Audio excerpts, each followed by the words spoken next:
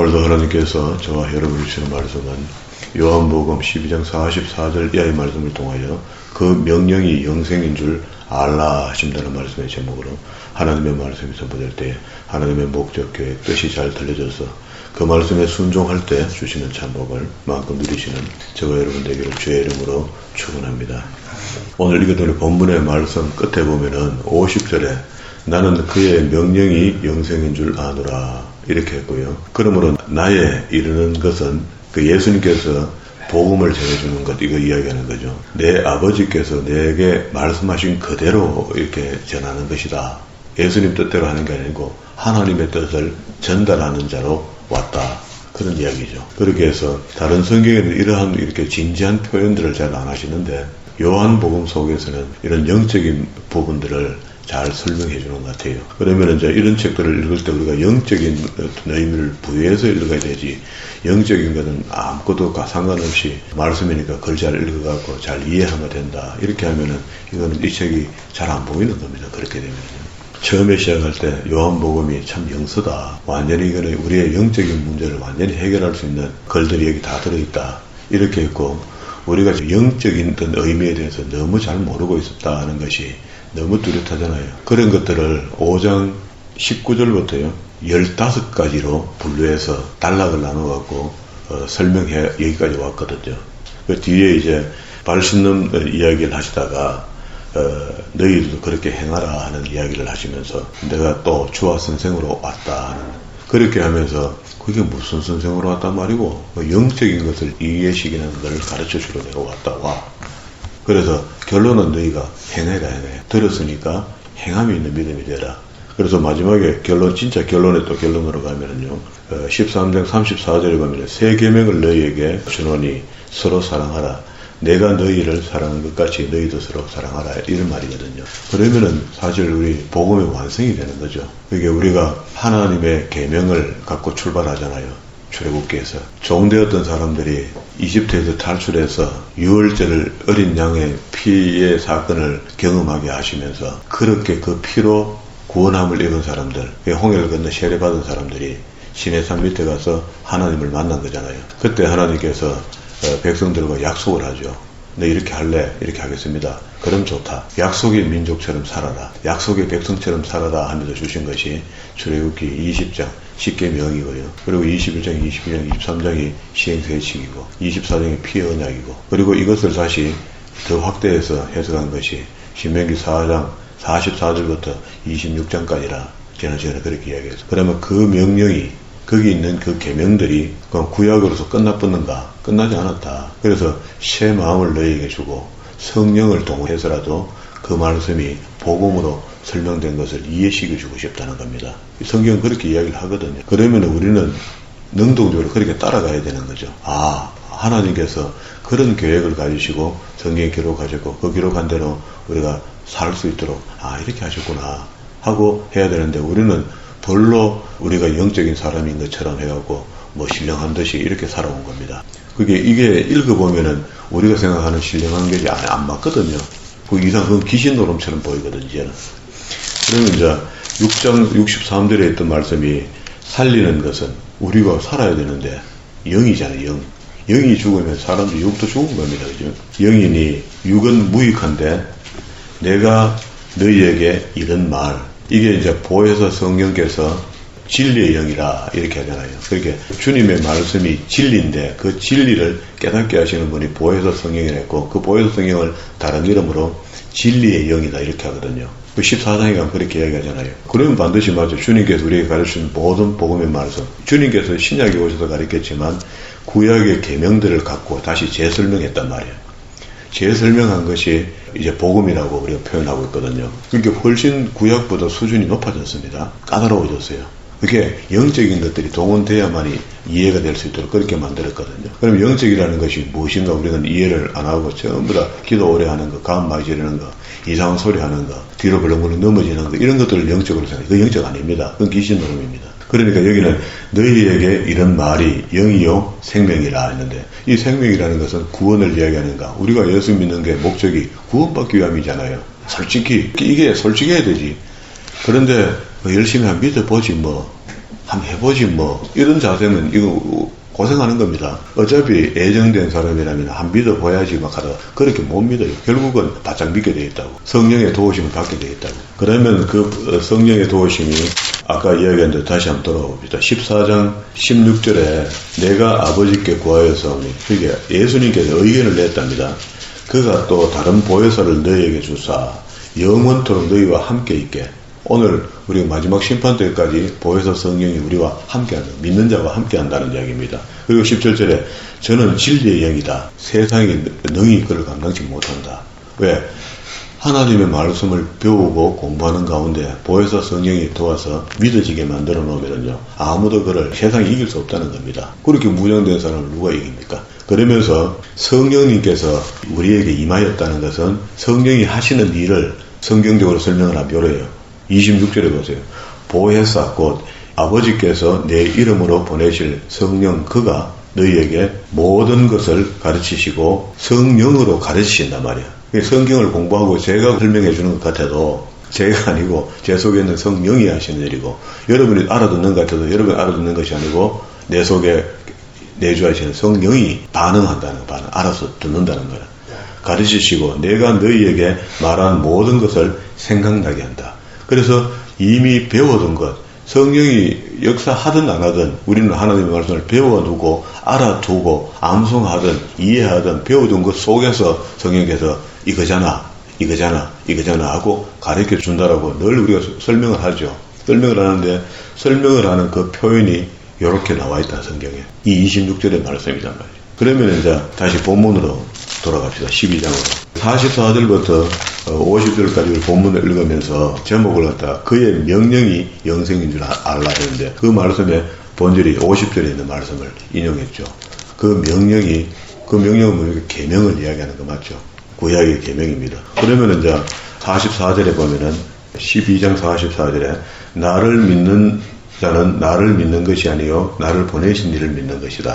그렇게 우리가 뭘 좀 복잡다고 생각했던 것들이 말씀을 통해서 정리가 되잖아요. 하나님을 어떻게 믿나. 그런데 지금 주님이 오신 시대를 우리가 살고 있단 말이야. 그러면 주님을 믿는 것이 하나님을 본 사람이고 믿는 사람이고 그렇게 되는 겁니다. 이제 나를 보는 자는 나를 보내신 이를 보는 것이고 나는 빛으로 세상에 왔으나 무릇 나를 믿는 자가 어둠에 거하지 않게 하려 함이로다. 목적이죠. 분명하죠. 우리는 예수 믿는다 하면서 매일 어두움에 갇혀갖고 허덕거리는 그런 사람도 있습니다. 봐요. 세상이 어디가 어둡고 어디가 밝은지 내가 어떻게 합니까? 사람들을 만났는데 그 사람들이 어둠의 행동을 하면은 그건 어둠입니다. 내가 어둠의 행동을 하면은 내가 어둠이죠.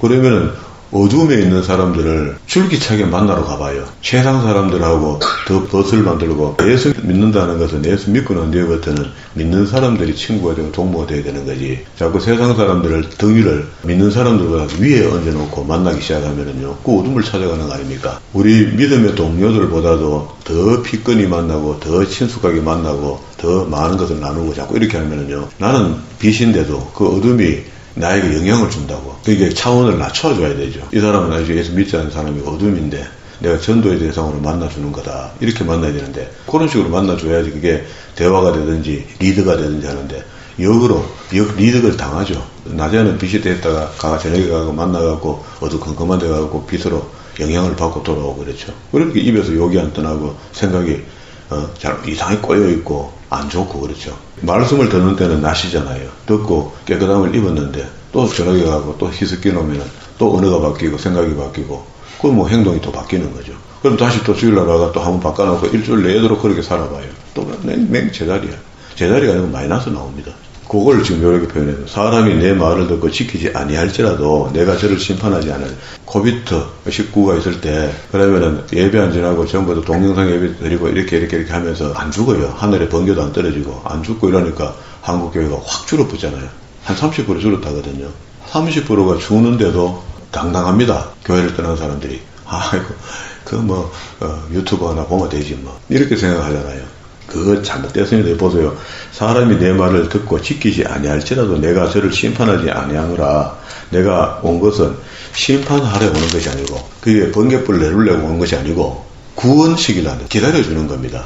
그러면 우리는 탕자가 되고 고통이 더 심하죠. 떠난 30%가 빙빙빙 돌다가 결국 그 속에 택한 백성들은 어쩔 수 없이 헤매다가 고통을 받고 다시 돌아오는 겁니다. 그 왜? 주님 기다려 주시거든요. 나를 저버리고 내 말을 받지 아니하는 자는 심판할 이가 있으니 곧 나의 한 그 말이 지금 했던 이 말이 마지막 날에 저를 심판한다. 그게 심판은 마지막 날에 하는 거지.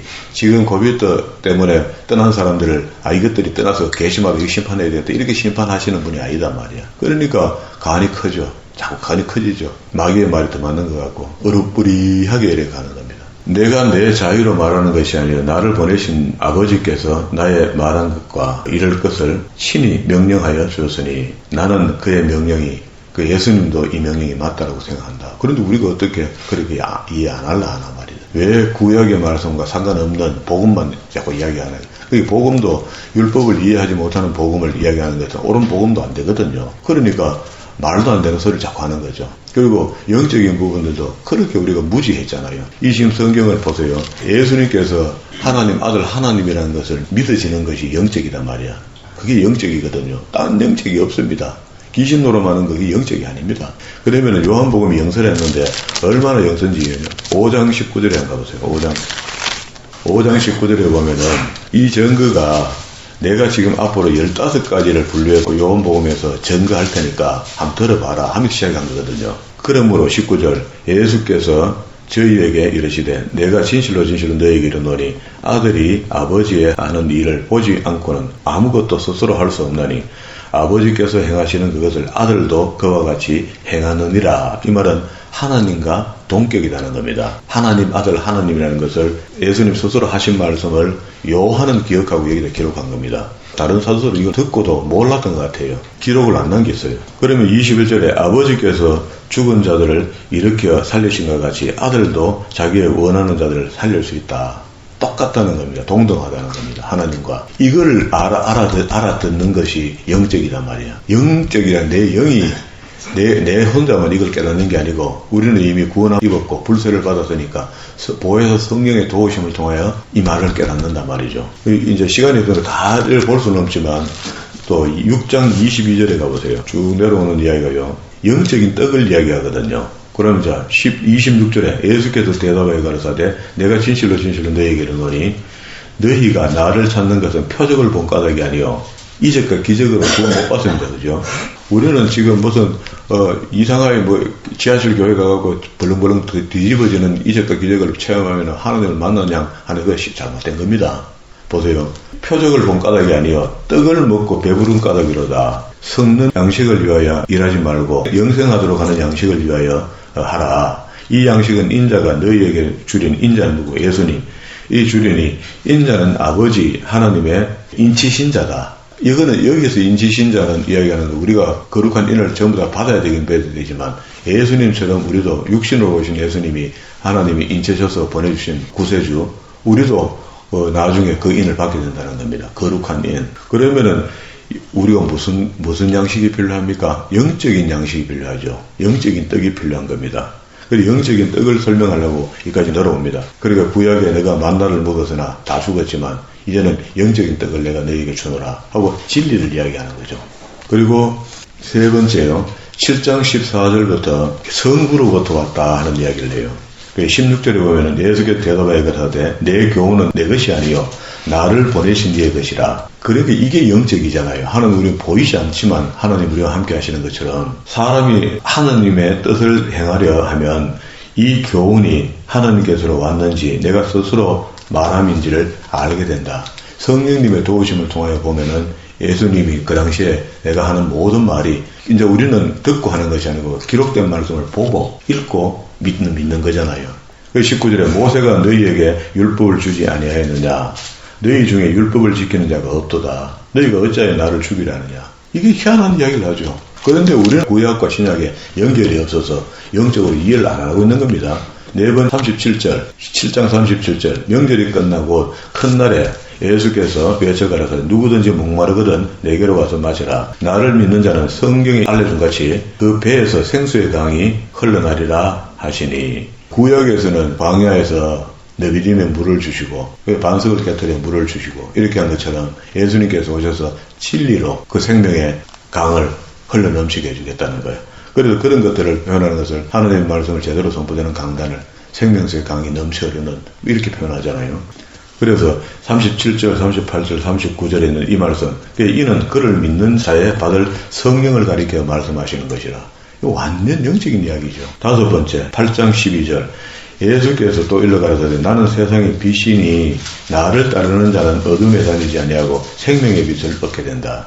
영생을 하겠다는 사람들이 계속해서 나쁜 거 배우고 나쁜 거 말하고 나쁜 거 듣고 그래 살아봐요. 그게 예수 믿고 360도 바뀌었다는 것은 이때까지 중요하게 생각했던 벗들 친구들을 세상 친구들 다 내려놓고 예수 믿는 사람이 조금 어설프하고 모자라고 학식이 좀 좁고 하더라도 그를 벗으로 삼고 사는 것, 이게 바뀐 거 아닙니까? 변화된 사람은 그렇게 바뀌잖아요. 그리고 8장 31절에 봤습니다. 그러므로 여섯 번째입니다. 예수께서 자기를 믿는 유대인들에게 이르시되 너희가 내 말에 거하면 참 내 제자가 되고 진리를 알지니 진리가 너희를 자유케 한다. 그러면 진짜 영적인 사람이 되었을 때 그 진리가 내가 진리대로 살아보니 정말 편하더라. 뭐 이 정도 되면은 이제 액면 그대로 자유함을 얻는 거죠. 진리에 대한 의미를 설명했습니다. 그리고 일곱 번째, 9장 35절부터 영적인 소경에 대해서 이야기했으니까 그 영적인 소경은 39절에 예수께서 가라사 내가 심판하러 이 세상에 왔으니 보지 못하는 자들은 보게 하고 보는 자들은 소경이 되게 하려 한다. 본다고 하는 자 그들을 어둡게 만들겠다는 겁니다. 영적인 소경이 되어 있어 안 된다는 그런 이야기잖아요. 그럼 다시 이야기하면은 보혜사 성령에 반응하는 삶을 살아달라 하는 그런 의미가 되죠. 41절에 예수께서 가라사대 너희가 소경이 되었다면 죄가 없으려니와 본다고 하니까 안다고 하니까 영적이라 하니까 죄가 있다는 겁니다. 잘못되게 귀신을 쫓으면서 잘못된 영성생활을 하면서 자기 영성가라는 거야. 이상한 영성을 가리키는 그 명상하고 하는 게 처음부터 잘못된 겁니다. 그러면은 그런 사람이 영이 어두운 사람이 인도하는 목자가 되어 있으면은 그 양도 눈이 가려져 있는 거죠. 그 밑에 가면 10장에서 그런 이야기 해요. 10장 1절 내가 진실로 진실로 너에게 이르노니 양의 우리에 문으로 들어가지 아니하고 다른 데로 넘어가는 데는 절도의 강도요. 잘못 가리키는 것을 설명합니다. 그렇게 잘못된 양우리에 들어간 양도 골치 아픈 거죠. 그러면서 양의 문을 설명하는데 10장 7절에 여덟 번째입니다. 그러므로 예수께서 다시 이르시되 내가 진실로 너에게 이르노니 나는 양의 문이라. 그게 예수님이죠. 진리죠. 성령과 함께 진리를 이해하는 사람이 양문으로 들어가는 겁니다. 정상적인 삶을 사는 거예요. 그 문은 좁다 넓다 할 것도 없어요. 결국은 이런 그 영적인 상태를 이해하고 그 믿음이 생겨서 따르는 사람은 진리에 따르는 사람은 이미 좁은 길에 들어서 있는 겁니다. 근데 좁은 게 하나도 없죠. 그 속에 풍덩 빠진 사람은 절대 좁도 않게 해요. 나보다 먼저 온 자도 다 절도요 강도요. 양들이 듣지 아니하였느니라. 내가 문이니 누구든지 나로 말미암아 들어가면 구원을 얻고 또 누구든지 들어가면 나오면 꼴을 얻는다. 그리고 10절에 도적이 나오는 것은 도둑질하고 죽고 멸망시키는 것뿐이요. 내가 온 것은 양으로 생명을 얻게 하고 더 풍성하게 하는 것이다. 그게 주님이 오셔서 가르쳐준 진리의 말씀을 배우고 익히는 것이 구원이다. 구원. 그리고 뒤에 11절에 아홉 번째입니다. 나는 선한 목자라 했죠. 그렇게 양과 선한 목자가 만나야 되는데 양과 나쁜 목자를 만나면 골치 아픕니다. 그죠? 14절에 나는 선한 목자라. 내가 양을 알고 양도 나를 아는 것이다. 우리가 음성을 들어보면 알아요. 그리고 30절에 열 번째입니다. 나와 아버지는 하나이다. 이것도 영적이잖아요. 우리가 배워야 되죠. 10장 30절에. 그리고 36절에 하물며 아버지께서 거룩하게 하사 세상에 보내신 자가 나는 하나님의 아들이라는 것으로 너희가 어찌 참나마다 아느냐. 여기 스스로 말씀하시기를 나는 하나님 아들이다. 넘어가면 하나님 아들 하나님이다. 이런 말이죠. 그리고 12번째 나는 부활과 생명이다. 17절부터 이야기하는 이야기인데요. 쭉 내려오면 25절에 예수께서 가라사대 나는 부활이요 생명이니 나를 믿는 자는 죽어도 살겠고 할렐루야. 무릇 살아서 나를 믿는 자는 영원히 죽지 아니하느니 이것을 너희가 믿느냐라고 믿었을 때 우리는 아멘이죠. 아브라함의 하나님, 이삭의 하나님, 야곱의 하나님, 요셉의 하나님 지금도 그들은 다 살아있습니다. 우리는 그 사람은 죽었다 하잖아요. 언어상 죽었다는데 죽은 게 아니고 아브라함의 하나님, 이삭의 하나님, 요셉의 하나님 이 전부 다 살아있다는 겁니다. 지금 하늘나라 그죠? 그리고 난 뒤에 바로를 살리는 이야기를 하면서 부활을 설명했습니다. 그리고 이제 지난 시간에 20절 12장 20절에 20절 이하에 쭉 내려오면 24절에 내가 진실로 너희에게 이르노니 한 알의 비알이 땅에 떨어져 죽지 아니하면 한 알 그대로 있고 죽으면 많은 열매를 맺느니라. 우리 그리스도인들의 예수님의 삶이 이렇듯이 그리스도인들의 삶이 이래야 된다 라고 이야기했습니다. 그리고 44절에 정말로 그를 보내신 이가 누군지를 다시 이야기합니다. 44절 14번째입니다. 예수께서 외쳐 가라사대 나를 믿는 자는 나를 믿는 것이 아니요 나를 보내신 이를 믿는 것이고 나를 보내는 이는 나를 보내신 자를 보는 것이다. 나는 빛으로 세상에 왔으니 하고 그 빛이 진리의 빛이다. 진리의 빛. 그리고 이 진리의 빛에 대한 결론을 나는 그의 생명이 영생인 줄을 아노라 하고 우리가 하나님의 진리의 말씀을 아는 것이 우리의 구원함을 잊게 만드는 것이다. 이렇게 했고 오늘 이렇게 본문이고요. 13장 안에는요. 주와 선생된다는 이야기가 한 번 더 나와요. 이 발을 씻기는 사건을 이야기하다가 발을 씻기는 것은 우리가 서로 발을 씻겨주는 거 이런 거 아버지 학교 같은 데 이런 데 가면은 발 씻겨주고 감동 감화를 주고 이렇게 하잖아요. 그는 인간을 감동시키는 것 같아요. 제 생각이 그렇습니다. 그걸 퍼포먼스를 내서 사람을 눈시울을 뜨겁게 만드는 거 뜨겁죠. 평생에 아내 발을 씻길 일이 어디 있어요. 아내 구박하고 욕하고 뭐라 하다가 발 씻기라 하기엔 눈물이 부부 쏟아지죠. 그 분위기가 그러니까 그런 감동을 줄 수 있는 분위기를 만들어 놓고 3일간 지어 짜라 놓으면 그거 안 울고 백입니까? 그날 울고 돌아 나오면 끝이야. 그래갖고 진짜 성령의 도우심이 필요하단 말이에요. 성령의 감동과 감화가 필요하잖아요.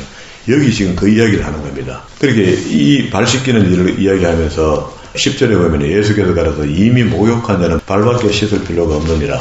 온 몸이 깨끗하니라. 너희가 깨끗하다 다는 아닌데 그건 가룟 유다를 지칭해서 하는 이야기고요. 12명 중에 한 명이 빈다는 이야기잖아요. 그런데 왜 이 이야기를 했나 하면요. 베드로가 질문을 했습니다. 8절에 베드로가 가로되 내 발을 절대로 씻기지 못하느니라. 이 베드로 성경은 맞죠?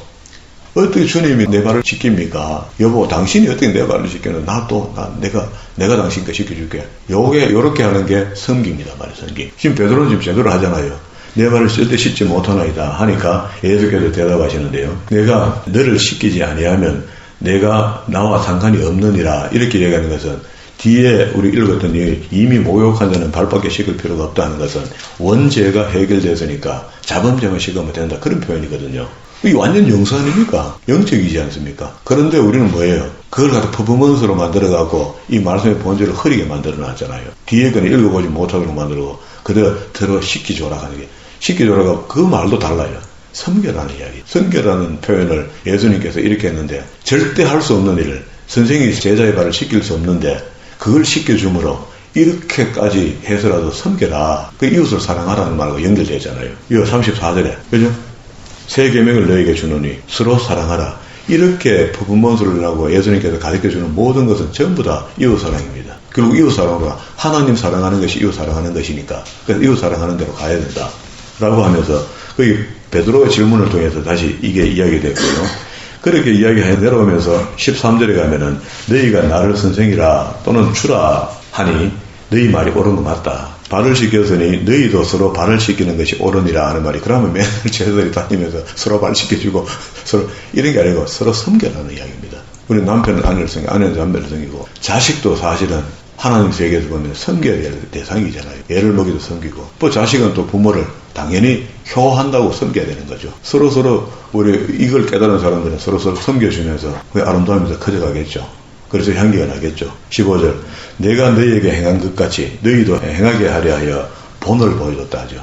그런데 이걸 갖다가 실질적으로 발 씻기 해갖고 그 말씀을 퇴색시키고 이렇게 하면 안 되는 거 아닙니까? 제 생각에는 그러면 안 될 것 같아요. 바르게 가르쳐줘야 될 것 같아요. 13장 1절부터 6절에 하면서 시작에 발 씻기 이야기가 11절까지 이야기됐거든요. 그리고 난 뒤에 늘 제자들이 예수님을 주와 선생이다 이렇게 한 것을 설명하면서 그러지 말고 내 본이 되어라 보여준 거다. 발 씻기를. 16절 내가 진실로 너희에게 이르노니 종이 상년보다 크지 못하고 보냄을 받은 자가 보낸 자보다 크지 못한다. 그래 하나님도 크다는 이야기죠. 17절 너희가 이것을 행하고 알고 어떻게요? 행하면 복이 있다 하죠. 요게 복입니다.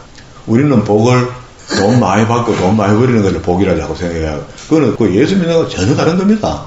우리 예수 믿는 사람들은 하나님께서 이미 기업을 전하기 때문에 주신 기업에 족하며 살아야 되지 자꾸 욕심내도 될 일이 아니다고. 그러면 찌그러진 그릇을 갖고 있으면 찌그러진 그릇이 내 그릇입니다. 금그릇을 갖고 있으면 금그릇을 갖고 있는 사람이 그 사람 그릇이야. 그래 탐낼 것도 없어요. 디모데에게 바울이 이야기했던 말이 뭡니까? 그 그릇 깨끗한 그릇을 쓴다 하잖아요. 무너진 그릇이 헛그릇이는 상관없어요. 찌그러져도 상관없어요. 깨끗하면 쓰겠다는 겁니다. 목적이 그겁니다.